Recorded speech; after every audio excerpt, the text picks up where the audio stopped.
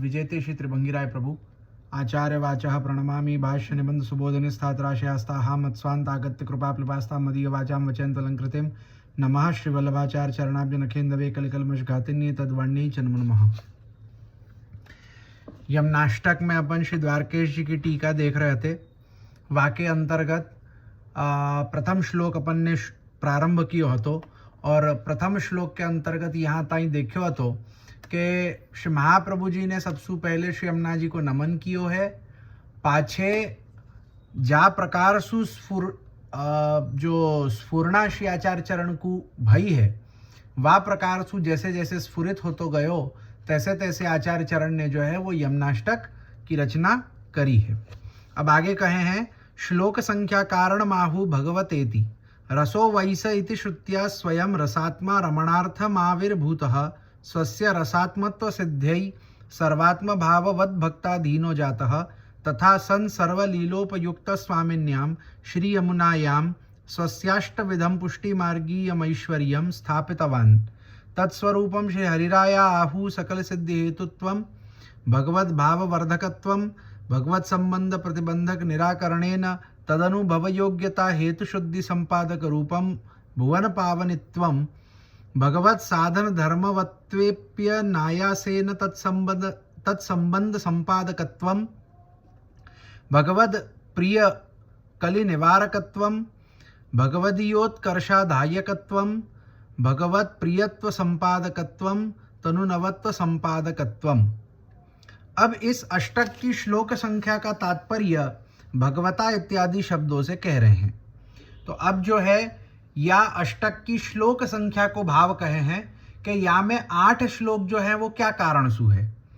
तो इस पंक्ति का तात्पर्य यह है कि निश्चित रूप से भगवान ही रस है। तैत्तरीय उपनिषद 2.7.2 इस श्रुति के अनुसार भगवान स्वयं रसस्वरूप होने के कारण रमण करने के लिए आविर्भूत हुए हैं।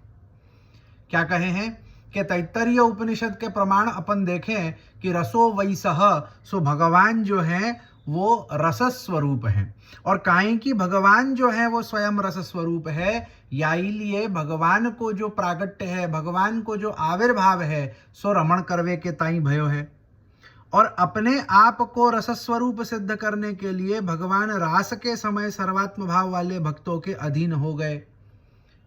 और भगवान काहे की रसस्वरूप है या बात को प्रमाणिक क्या प्रकार सु भगवान ने कियो है, सिद्ध क्या प्रकार सु कियो है कि रास के समय में जो सर्वात्म भाव वाले भक्त हते भगवान उनके अधीन है गए। काहे कि भगवान रसस्वरूप हैं और जो रास के समय के ब्रज भक्त हैं सो सब सर्वात्म भाव वाले हैं। तो सर्वात्म भाव वाले जो भक्त हैं उनमें जो है वो रस की आधिक्यता हुए है यासु जो है भगवान उन सबन के अधीन है गए। अधीन होकर उन्होंने अपनी समस्त लीलाओं में उपयोगी यमुना जी में अपने अष्टविध पुष्टि मार्गीय ऐश्वर्य स्थापित कर दिए।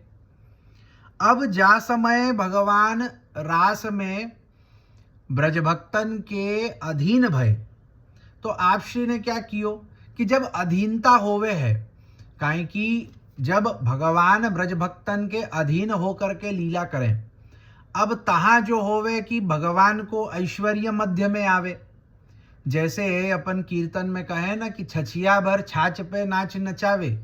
अब गोपी जन जब भगवान को छछिया भर छाछ के लिए नाच नचावे तो ऐश्वर्य युक्त भगवान थोड़ी ना वहां नाच नाचेंगे।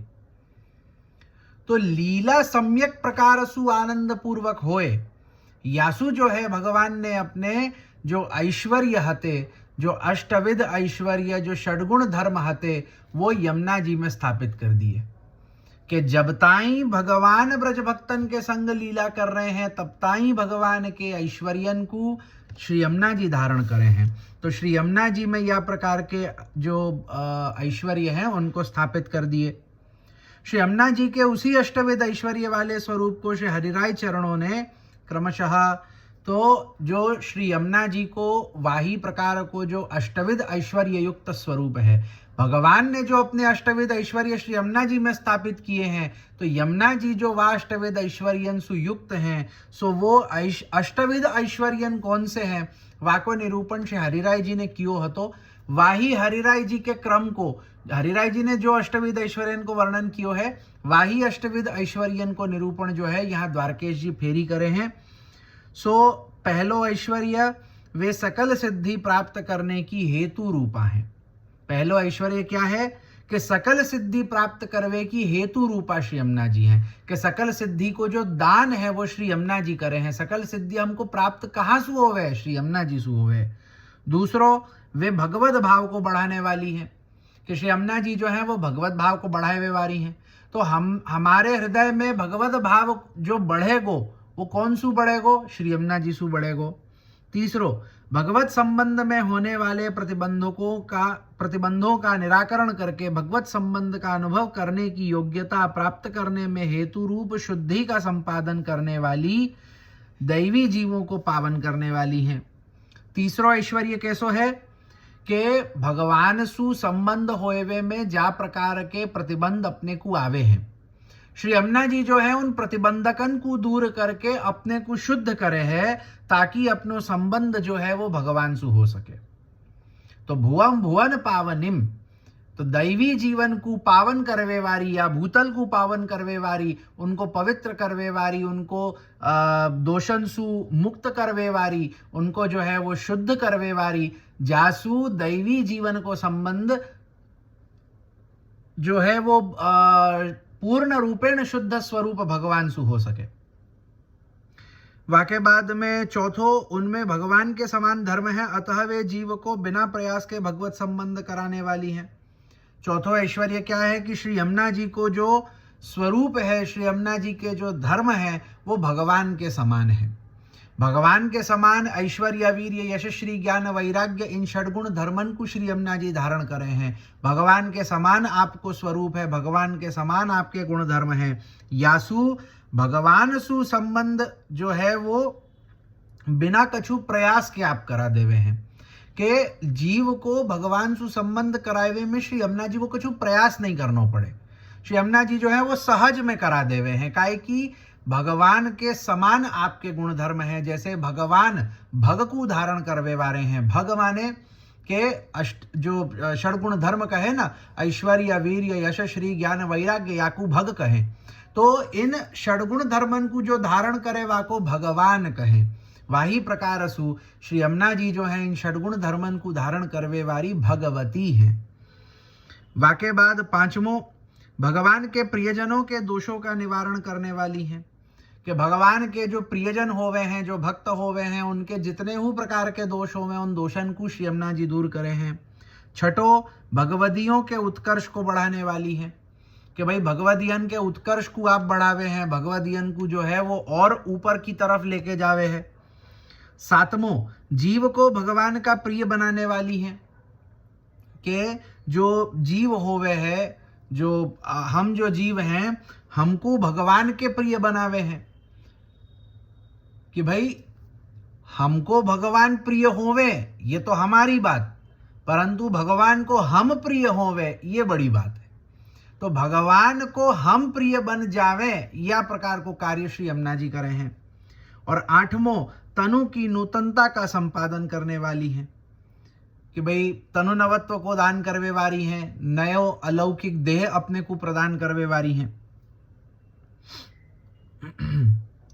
सकलः कला सहितः पुरुषोत्तमः तस्य सिद्धिः वश्यत्वेनात्राप्तिः इदं च लीला सृष्टिस्थेष्वेव ज्ञेयमिति सकलेति विवृण्वन्ति साक्षादिति आवरणानच्छान्नवलोकं तद्रसानुभव सर्वात्म भावादयः सकल सिद्धयोग्येयाः अतएव नमनम् आवरणान वच्छन्न भगवत सेवन योग्य देह प्राप्ति रूपा तादृशस्य लीला दर्शन रूपा तस्यैव रसस्य स्वेन्द्रिय विषयी भूतकर्ण रूपा सर्वत्र भगवद भाव रूपा आदिपदेन भगवदाविष्टदेहाप्तिः परावृत्त चक्षुषान्तराविर्भूत लीलावलोकन सिद्धिः भावात्मक स्वरूपेण तदात्मक तद्रसानुभवः विरह सामयिक सर्वात्म भाव सिद्धिः इति श्री हरिरायाः।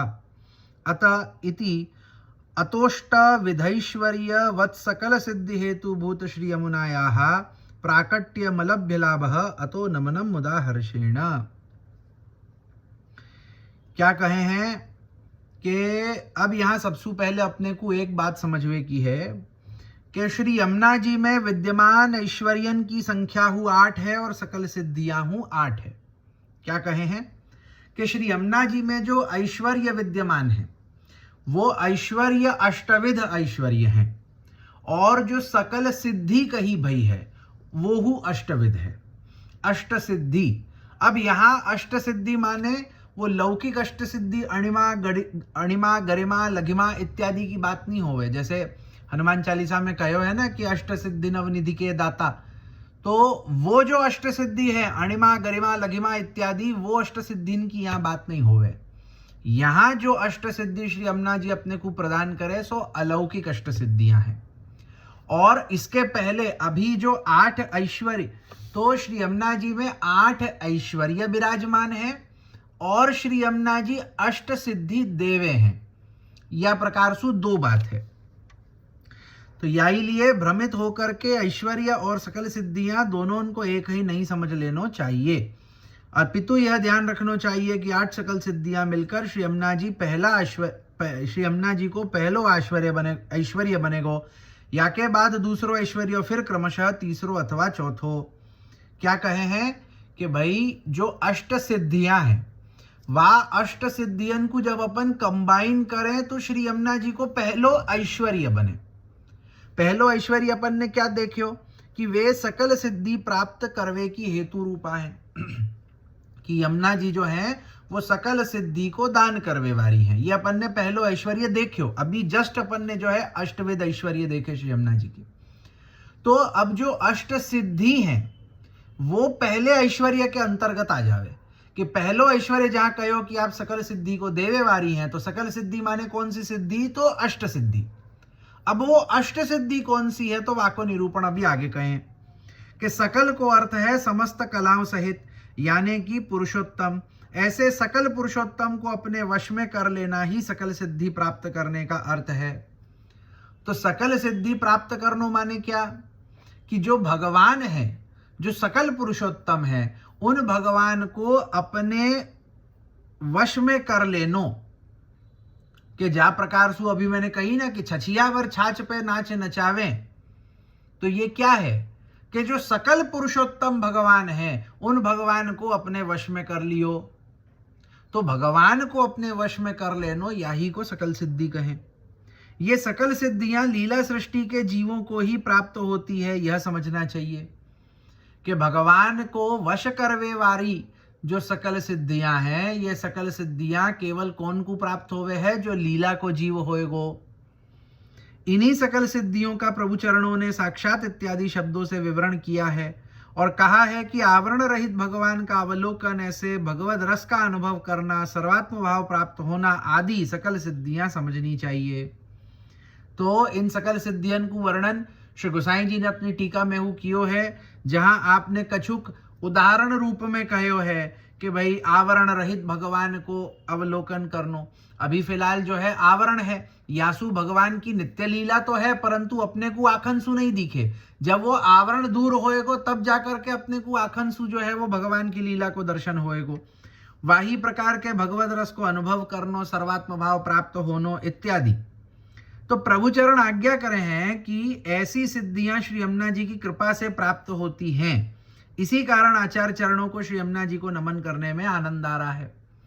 तो क्या कहे हैं कि ये जो सकल सिद्धियां हैं, ये सकल सिद्धियन की प्राप्ति मात्र श्री यमुना जी सु होवे।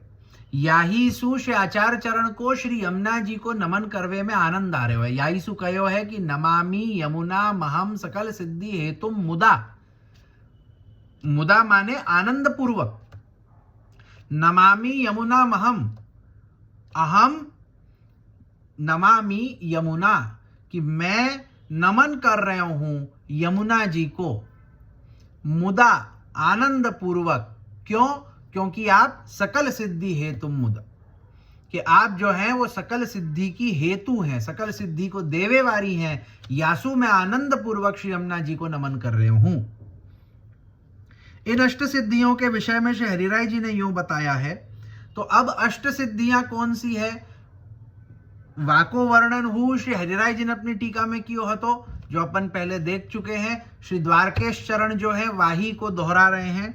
सो पहली सिद्धि आवरण रहित भगवत सेवा के योग्य देह प्राप्त होनी, कि भाई या प्रकार की देह प्राप्त होनी जहां अपन आवरण रहित भगवत सेवा कर सके। अभी अपन जो भगवत सेवा करे हैं सो आवरण सहित करे हैं, तहां अपन साक्षात स्वरूप की सेवा करे हैं, परंतु भगवान साक्षात रूप सु अपने को दर्शन नहीं देवे। भगवान जो है तहां अपने सु साक्षात रूप सु बात नहीं करें, तहां अपने सु साक्षात रूप सु लीला नहीं करें। जब ये आवरण हटेगो तब भगवान अपने अपने संग जो है वो सानुभावता जनावन लागेंगे। सो आवरण रहित भगवत सेवा करनो या प्रकार की देह प्राप्त होनी, ये प्रथम सिद्धि है। दूसरी सिद्धि ऐसे आवरण रहित भगवान की लीला के दर्शन होने, कि जब या प्रकार की देह है जाएगी तो क्या होएगा कि आवरण रहित भगवान की लीला के दर्शन होंगे। अभी अपने को जो है वो लीला है रही है, परंतु वहां के दर्शन नहीं हुए। जब आवरण रहित है जाएगो, जब अपनो देह आ प्रकार को है जाएगो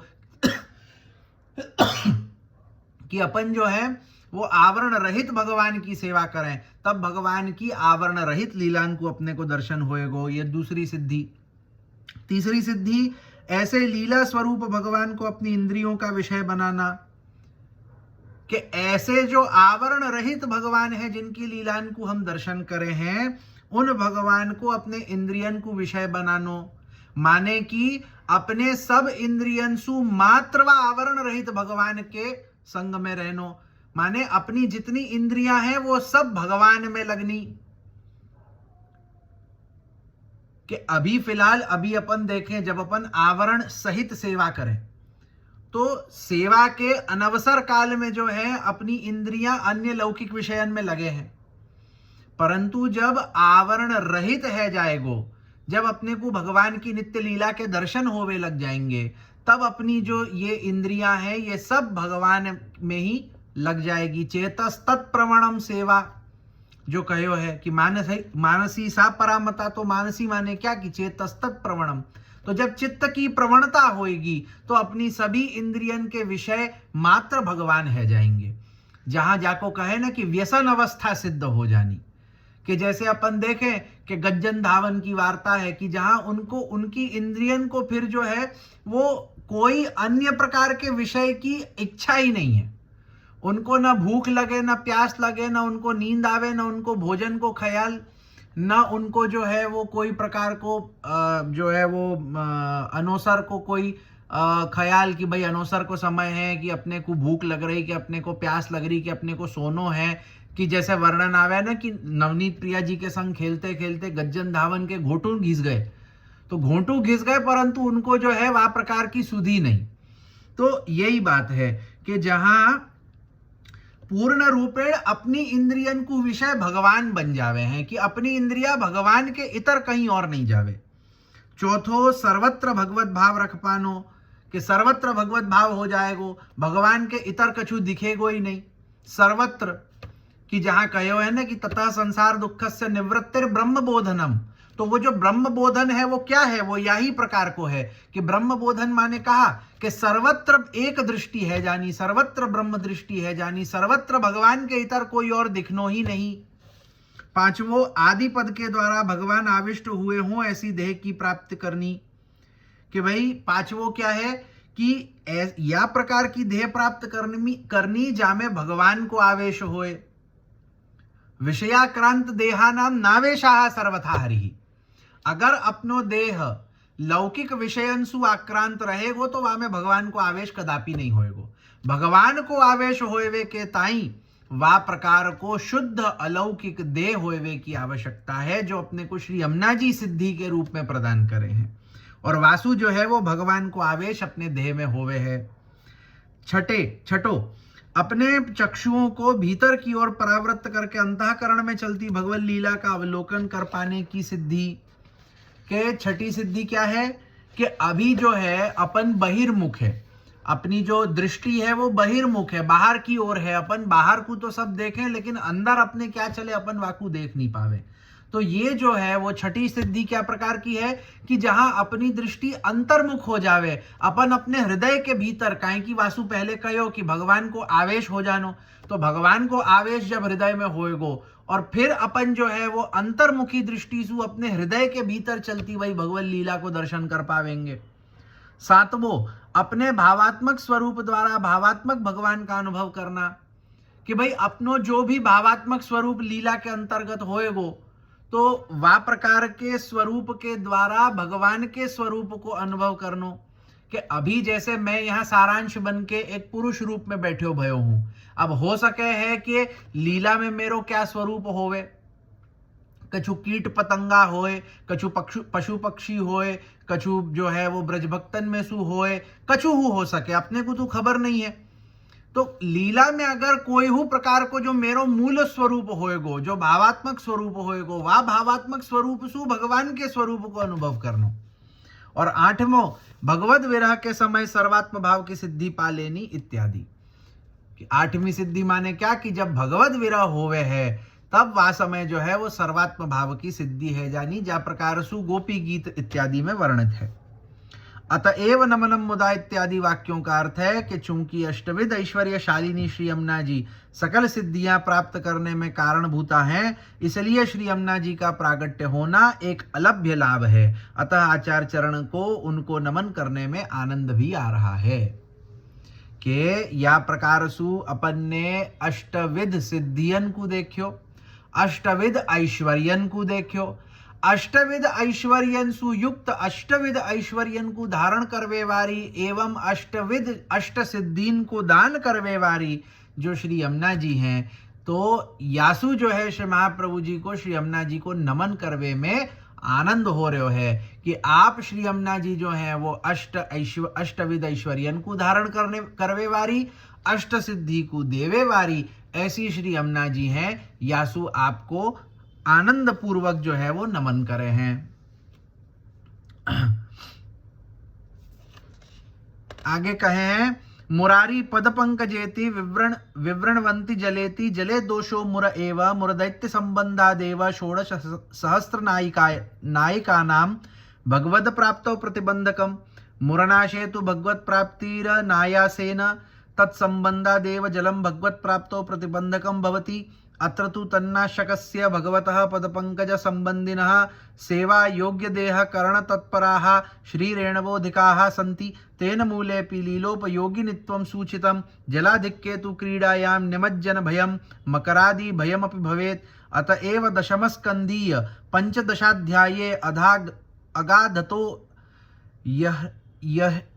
यह्रदिनित्युक्तिः तटस्थेति मूले तीरस्थानां नवानां वनानां प्रकटो यो मोदः गन्धः पुष्पाणि च तत्सहितेन जलेन स्मारकत्वं जलस्य भ्रमरगीते सरिच्छैल वनाद्देशो गावो वेणुरवा इमे पुनः पुनः स्मारयन्ति नन्दगोपसुतं बत। मोदः सत्वरूपः पुष्पाणि रजोरूपाणि काननानि तमोरूपाणि तमोरूपमासुरभावः रजः सत्वरूपं सुरभीति वृक्षाः पुष्पाणि हरिसमीपे अन्यद्वारा गच्छन्ति मोदः स्वतः। अब प्रभु चरण मुरारी पदपंकज शब्द की व्याख्या जल इत्यादि शब्दों के द्वारा कर रहे हैं। जल में दोष रूप तो मुर नामक दैत्य ही है। मुर दैत्य के कारण ही जल 16,000 नायिकाओं को भगवत प्राप्ति होने में प्रतिबंधक बना। क्या कहे हैं कि जो मुर दैत्य हतो वो जल में दोष रूप हतो, और वह जल रूप माने वह दोष रूपी जो जल हतो मुर दैत्य सो युक्त, वाके कारण जो 16,000 कन्याएं हती, 16 सहस्त्र कन्याएं हती, तो उन 16,000 कन्याओं को भगवत प्राप्ति होए में विलंब हो रहे हतो, प्रतिबंध हो रहे हतो। के जहां भगवान को वह 16 सहस्त्र जो कन्याएं हती वो भगवान को प्राप्त नहीं कर पा रही हती। वो जो मुरदैत्य हतो वो प्रतिबंधक बन्यो हतो। वो मुरदैत्य जो है वो जल रूप हतो, जल में हतो। तो दूसरी और भगवान ने जब मुरदैत्य का वध कर दिया तो उन्हें अनायास ही भगवत प्राप्ति हो गई। तो भगवान ने जब वह जल रूपी जो प्रतिबंध हतो वा मुर दैत्य को जब नाश कर दियो, तो भगवान की प्राप्ति उन 16,000 कन्याओं को है गई। मुरदैत्य के कारण ही जल भगवत प्राप्ति में प्रतिबंधक बना था कि जल ऐसे प्रतिबंधक हतो नहीं, परंतु मुरदैत्य के कारण जल प्रतिबंधक बन्यो हतो।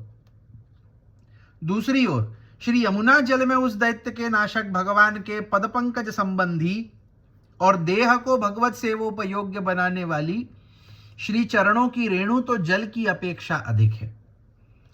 कि भाई तहां जो 16,000 कन्याएं हती, उनके विषय में अगर अपन देखें तो भगवान मतलब तहां जो जल हतो वो प्रतिबंधक रूप हतो, काहे कि वहां में मुरदैत्य को वास हतो, और भगवान ने वह मुरदैत्य को नाश करके वह प्रतिबंधक रूपी जल को दूर करके वह 16,000 कन्याओं को प्राप्ति करवाई।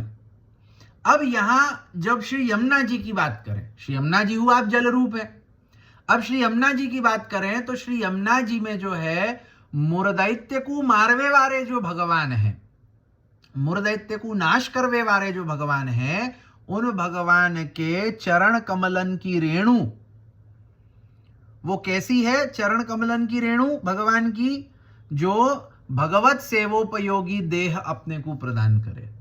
तो भगवान की के जो चरण कमलन की रेणु है वो जल सोहु अधिक है। रेणुत कटाम उत्कट रेणु है, माने कि यमुना जी में जो है वो जल सु अधिक रेणु है।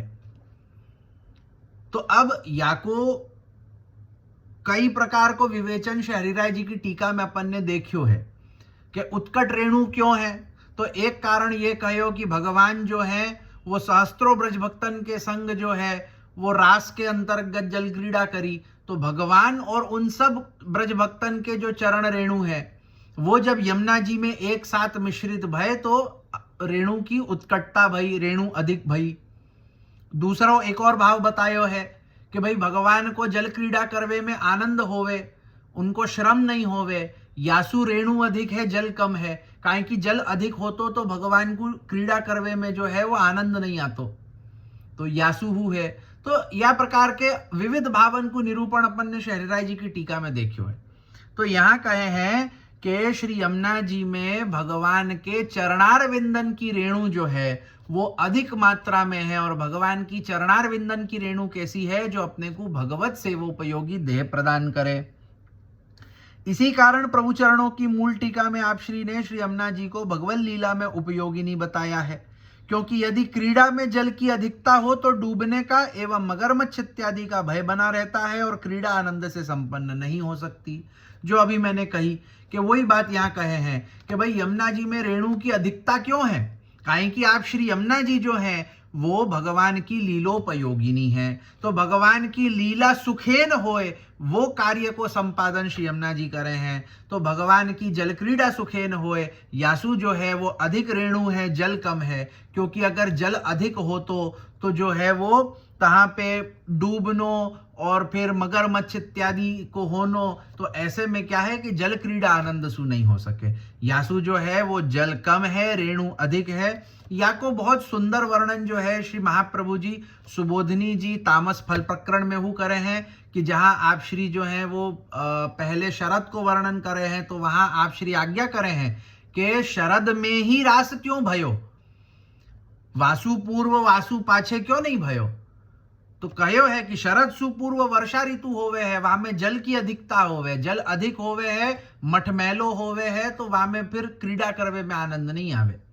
शरद में जो है वो जल कम है जाए, स्वच्छ है जाए, जो वहां में जो मिट्टी होवे वो नीचे बैठ जाए, तो यासु शरद में जो है आपने लीला करी।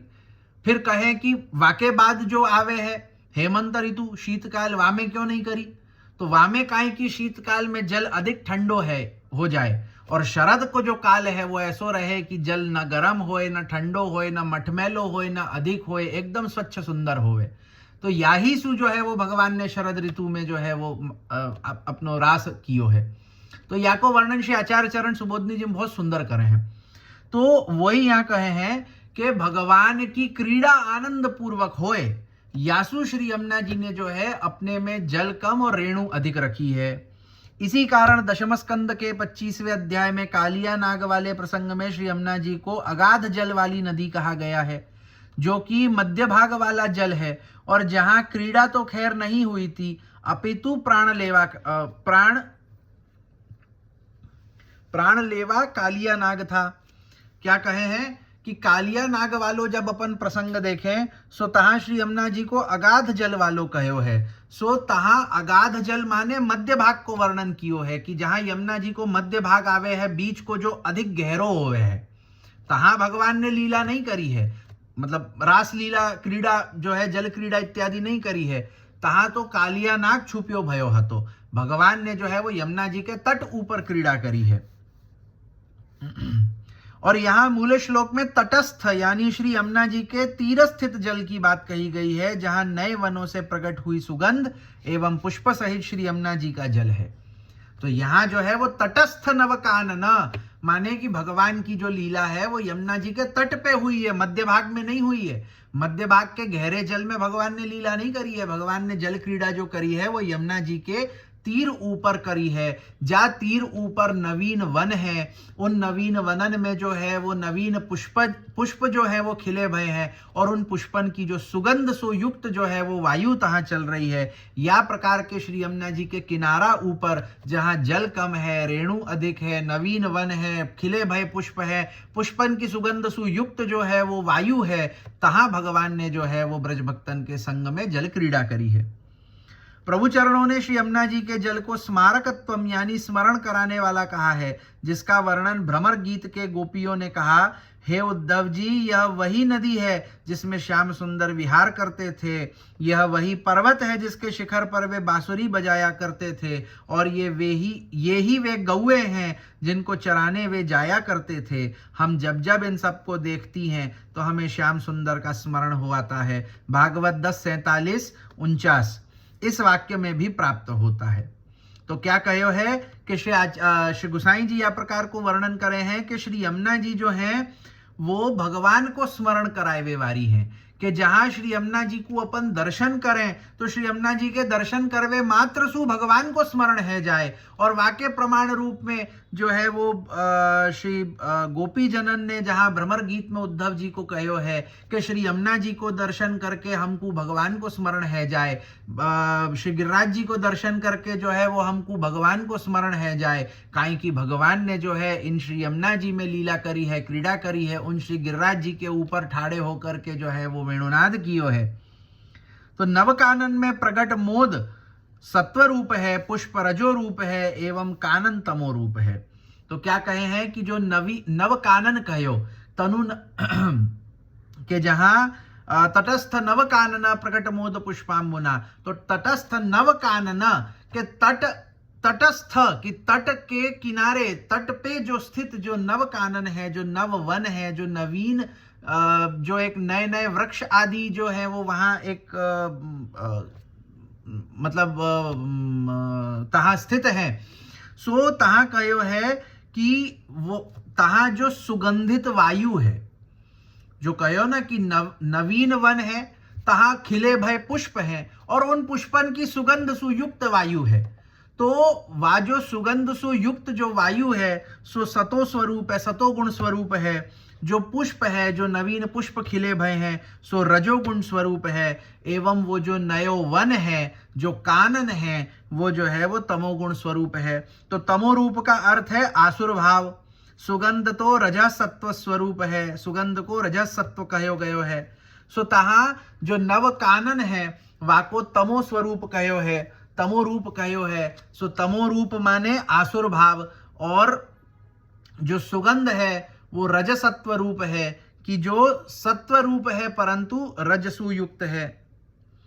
यद्यपि श्री द्वारकेश चरणों ने उपर्युक्त सभी को सत्व रजतम क्यों कहा इसका कारण नहीं बताया है, परंतु सुगंध को जो रजसत्व रूप कहा गया है उसके लिए ऐसा प्रतीत होता है कि चूंकि स्वयं सुगंध तो सत्व रूप है और उसका आधार पुष्प रजो रूप है, अतः सुगंध को रजसत्व रूप यों दोनों कहा गया। कि भाई श्री द्वारकेश चरण ने या प्रकार को निरूपण नहीं कियो है कि क्या कारण सु आप वन को तमो रूपी, पुष्प को रजो रूपी एवं सुगंध को सतो रूपी कहे हैं, परंतु काई की सुगंध जो है वो पुष्पंशु प्रगटी है और पुष्प जो है वो रजो रूपी है और सुगंध जो है वो सतो रूपी है। तो पुष्पसु होवे वारी सुगंध यासु वो रजह सत्व रूपी है कि वहां में रजरूप भी है और सत्व रूप भी है।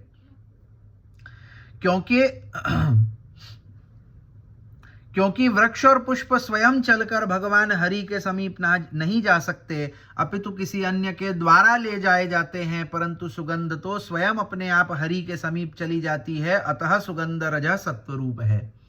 क्या कहे हैं कि भाई जो पुष्प होवे हैं, जो वन होवे हैं, वो भगवान के पास नहीं जावे हैं। या तो उन पुष्पन को कोई भगवान के पास लेके जावे, या तो भगवान उन पुष्पन के पास आवे या उन वन के पास आवे हैं। परंतु जो सुगंध होवे है वो भगवान के पास जावे हैं। यासु सुगंध को जो है वो सतो रूपी कहो है, और काहे की वह पुष्पन सु सुगंध निकली बई है और पुष्प रजो रूपी है। यासु दोनों को मिश्रण होकर के सुगंध जो है वो रजः सत्व रूपी हो जावे है। क्योंकि जो सात्विक होगा उसे भगवान के पास ले जाने के लिए किसी अन्य के प्रयास की या प्रेरित करने की आवश्यकता नहीं पड़ेगी, वह तो स्वयं भगवान की ओर प्रेरित हो जाएगा। इसलिए श्री द्वारकेश चरण सुगंध को सात्विक बता रहे हैं। क्या कहे हैं कि जो सात्विक होवे है, कि अब देखिए या में जो मैं एक भाव समझ पा रहे हूं कि जो सात्विक होवे है वो भगवान के पास स्वयं चले जावे है। वाको मतलब कोई पकड़ के ले जावे या भगवान वाके पास आवे, ऐसो नहीं करना पड़े। यासु सुगंध को सत्व रूपी कहो है, सुगंध अपने आप भगवान के पास पहुंच जावे। अब पुष्प जो है पुष्पन को रजो रूपी कहो है। रजो रूपी काय को कहो है? काहे कि पुष्प स्वयं सु तो भगवान के पास नहीं पहुंचे, परंतु कोई अगर उनको चुन करके भगवान के पास ले जावे तो वो भगवान के पास पहुंच जावे। तो ऐसे ही रजोगुण रूपी जो जीव होवे हैं कि वो स्वयं सु भगवान के पास तो नहीं जावे, परंतु अगर कोई उनको ले जावे तो वो भगवान के पास पहुंच जावे हैं। और वन जो है उनको तमो रूपी क्यों कहो कि वन को तो कोई भगवान के पास लेके भी नहीं जा सके। आप वन को भगवान के पास कैसे ले जाओगे? वहां को उखाड़ के तो भगवान के पास लेके नहीं जा सके अपन वन को। भगवान वन के पास पहुंचे हैं, वन भगवान के पास नहीं पहुंचे। देखो पुष्प को अपन चुन करके भगवान के पास पहुंचा सके, सुगंध अपने आप भगवान के पास पहुंच जावे, परंतु वन को कोई अपने हाथ से भी वन को भगवान के पास नहीं ले जा सके। भगवान जो है वो वन के पास आवे हैं। तो जो तमोगुण रूपी हैं तो भगवान उनको सामने सु अंगीकार करें, जाको अपन जो है वो श्री आचार्य चरण ने भागवतार्थ प्रकरण में बहुत सुंदर रूप सु प्रकरणार्थ निरूपित करते भय दशम स्कंद को कहो है कि जहां पे सबसे पहले जन्म प्रकरण के बाद तामस प्रकरण, वाके बाद राजस प्रकरण और वाके बाद सात्विक प्रकरण और वाके बाद फिर जो गुण प्रकरण। तो तामस प्रकरण जो ब्रजभक्त हैं, तहां भागवतार्थ में अपन देखें तामस प्रमाण प्रकरण में श्री आचार्य चरण आज्ञा करे हैं कि सब ब्रजभक्त जो हैं वो तामसिक हैं। वाके बाद हु जो यज्ञ पत्नी इत्यादि वालों जो प्रसंग है तहां हु कहो कि वो सब हु तामसिक हैं। कि जहां ब्रजभक्तन को कोई पकड़ के भगवान के पास नहीं ले जा रहे हो है, भगवान ब्रजभक्तन के पास पधारे हैं। भगवान उन जो है वो यज्ञ पत्नियन के पास पधारे हैं। यज्ञ पत्नियां भगवान के पास नहीं आई हैं। भगवान यज्ञ पत्नियन के पास जाकर के और अपने ग्वाल बालन को भेज के कहे हैं कि उनको यज्ञ पत्नियन को जाके कहो कि हमको भूख लगी है। तो भगवान सामने सु गए हैं। यासु वो तमो रूप है।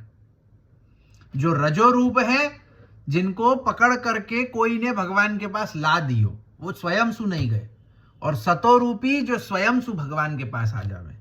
तो या प्रकार सु श्री द्वारकेश शरण आज्ञा करें। ये मेरो भाव है, या मैं कछुक मैंने थोड़ी अपनी युक्ति को प्रयोग कियो है। अन्यथा ऐसो इतनो वर्णन की तमोगुण जो है वो भगवान के पास नहीं जावे, भगवान चल के आवे, और रजोगुण जो है वो कोई लेके जावे इत्यादि को वर्णन यहाँ ग्रंथ में नहीं कियो है। ये जो है वो थोड़ो मेरो भाव, मेरी युक्ति है, जासु मैंने कहो। श्री कृष्णो घनीभूत रसः भक्तानां दर्शनार्तितापः सूर्यः अत आविर्भूत रसात्मा श्री यमुना प्रादुर्बभूव। दार्ष्टान्तिके तु दैन्य भाव मान भाववतीभिः सुतरां पूजितस्य स्मरणं स्मरः तज्जनकस्य शोभां पोष्यन्तीति वा। क्या कहे हैं कि श्री कृष्ण घनीभूत रसस्वरूप हैं, भगवान को श्रुति में रसो वैसह इत्यादि वाक्यों द्वारा रसस्वरूप कहो गयो है। ये अपन ने पहले देखियो कि भाई भगवान जो है वो रसस्वरूप है, रसो वैसह तैत्तरीयोपनिषद में आप श्री को कहो है। यहाँ भगवान को घनीभूत रसस्वरूप कहने का तात्पर्य यह है कि जब रस घनीभूत हुआ यानी एक स्थल पर इकट्ठा होकर ठोस रूप हुआ तो श्री कृष्ण की आकृति बन गई। तो भगवान को जो है वो घनीभूत रसस्वरूप क्यों कहो है कि भाई जब रस पूरी तरफ से एक जगह आकर के एक ठोर इकट्ठो भयो और एक ठोर इकट्ठो होवे के बाद में जब ठोस रूप बन गयो तो वो जो आकृति भई वो भगवान श्री कृष्ण की आकृति है। चूंकि द्रव से तो कोई आकृति बन नहीं सकती, अतः रस जब घनीभूत हुआ तब रसात्मक श्री कृष्ण प्रकट हो गए। यह अर्थ है कि भाई जो द्रव होएगो, जैसे जल है, जल सु कोई आकृति नहीं बने, परंतु वही जल को जब अपन घनीभूत कर दें तो वो बर्फ रूप है जाए, वासु अपन कोई भी आकृति कर सके। तो वही प्रकार सु जब रस जो है वो घनीभूत भयो, इकट्ठो भयो, वो ठोस भयो, तब जो है वो भगवान को स्वरूप प्रकट भयो। भगवान के दर्शन के लिए भक्तों के मन में होने वाली आरती का तापात्मक स्वरूप सूर्य है और ऐसे तापात्मक सूर्य से रसात्मक श्री यमुना जी आविर्भूत भई हैं। क्या कह रहे हैं कि भगवान के दर्शन के लिए भक्तन के मन में आरती होवे है, ताप होवे है कि भगवान को दर्शन कब होएगो। सो वा आरती को, वा ताप को जो तापात्मक स्वरूप है वो सूर्य है, और वा सूर्य सु जो तापात्मक रूपी सूर्य है, वा सूर्य सु रसात्मक श्री यमुना जी प्रकट भई हैं। जैसे यमुना जी जो है वो सूर्य की पुत्री है, तो यहां क्या कहें कि भक्तन के हृदय में भगवान के दर्शन को जो ताप होवे वो सूर्य रूपी ताप है, और वासु द्रवीभूत होकर के जो श्री यमुना जी प्रकट भई हैं। जब ऐसे तापात्मक सूर्य रूपी भक्तों की आरती से ऊपर कहे घनीभूत रसात्मक प्रभु का स्वरूप पिघला, तो वह पिघला हुआ द्रव श्री यमुना जी के रूप में प्रकट हो गया। ये बात श्री द्वारकेश चरण समझाना चाह रहे हैं। क्या कहे हैं कि भाई भक्तन के हृदय में भगवान विराजे हैं। भक्तन को जब भगवान के दर्शन को ताप भयो, आरती भई, तो भक्तन को हृदय जो है वो सूर्य के जैसे तपने लग्यो, और भगवान जो घनीभूत रस स्वरूप भक्तन के हृदय में विराज रहे हते, सो जो है वह ताप सु, सूर्य रूपी ताप सु पिघल करके जो है वो द्रव रूपी श्री यमुना जी के रूप में प्रकट भय। या प्रकार सु आको भाव कहे हैं कि जैसे बर्फ को जब अपन गर्मी देवे तो पिघल के जल रूप है जाए, तो तैसे ही भक्तन के तापसु भगवान जो हैं, जो घनीभूत रस स्वरूप हते, सो पिघल करके श्री यमुना जी रूप में प्रकट है गए। सुरासुर सुपूजित समर्पितुहु, सुर असुर से पूजित समर्पिता श्री कृष्ण। या पद में यदि दार्ष्टान्त लिया जाए तो सुर का अर्थ है दैन्य भाव वाली गोपिकाएं एवं असुर का अर्थ है मान भाव वाली गोपिकाएं। समर्पिता श्री कृष्ण इन दोनों से सुपूजित है, यह अर्थ है। सो सुर असुर को अनेकानेक अर्थ शर्राय जी की टीका में क्यों हतो, जहां दैत्य दानव, दैन्य भाव वाली गोपिकाएं, मान भाव वाली गोपिकाएं, या प्रकार के विविध अर्थ किए हते। वाको बहुत ही शॉर्ट में जो है यहाँ श्री द्वारकेश चरण आप आज्ञा करे हैं कि आप यहाँ सुर को अर्थ लेवे हैं दैन्य भाव वाली गोपिकाएं, ऐसी गोपिकाएं जिनमें दीनता है, दैन्य भाव है, और असुर सो मान भाव वाली गोपिकाएं, ऐसी गोपिकाएं जो मान करे हैं भगवान सु। तो इन दोनों प्रकार की गोपिकाएं सु जो है वो सुपूजित हैं। कौन? तो भगवान श्री कृष्ण।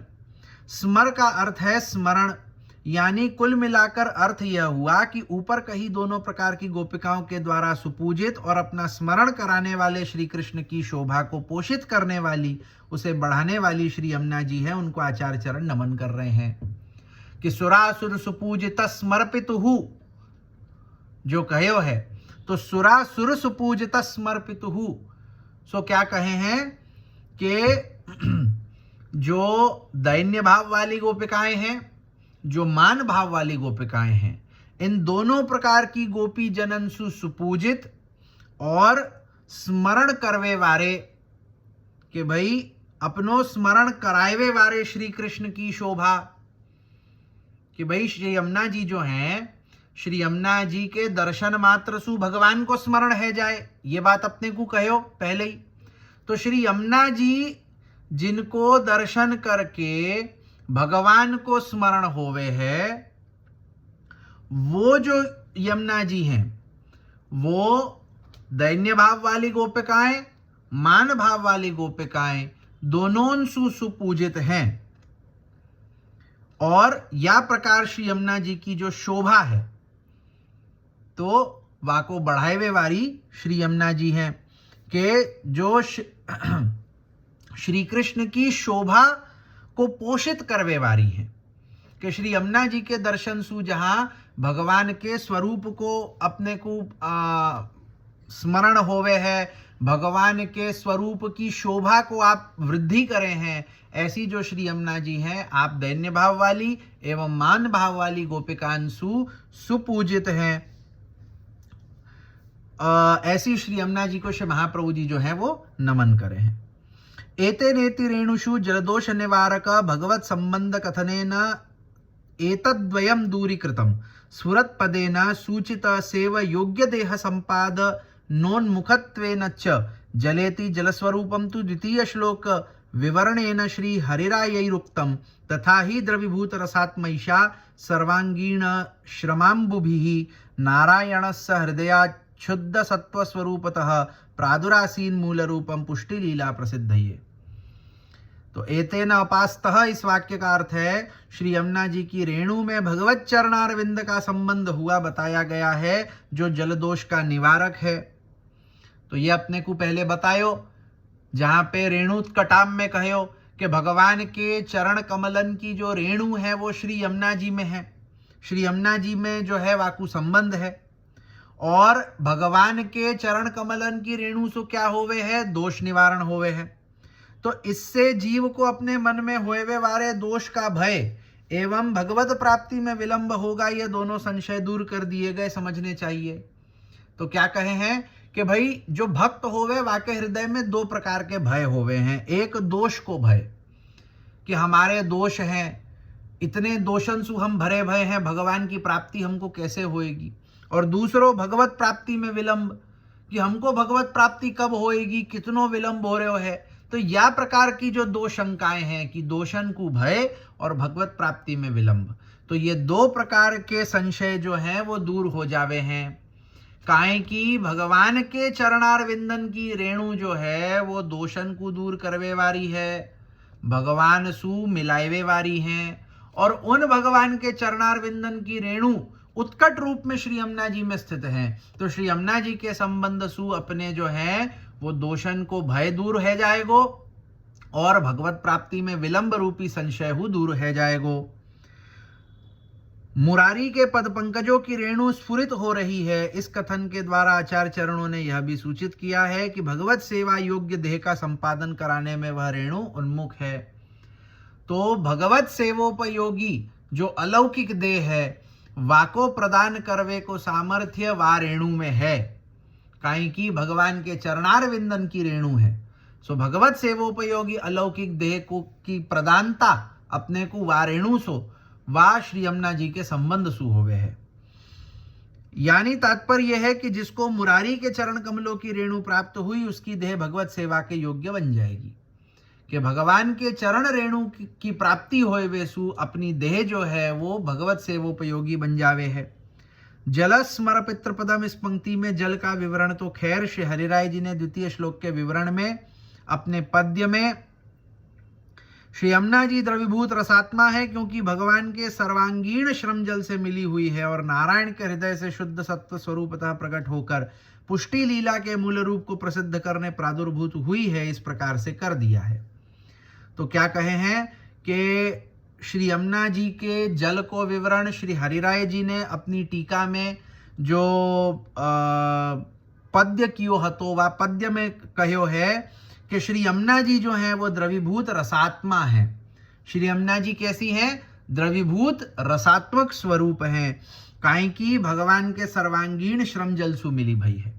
तो आप श्री यमुना जी रसात्मक द्रवीभूत क्यों हैं? काहे की भगवान को जो स्मर श्रम जल है, भगवान को जो पसीना है, वासु जो है वो युक्त है, वो श्रम जल जो है भगवान को वो श्री यमुना जी में मिलियो भयो है।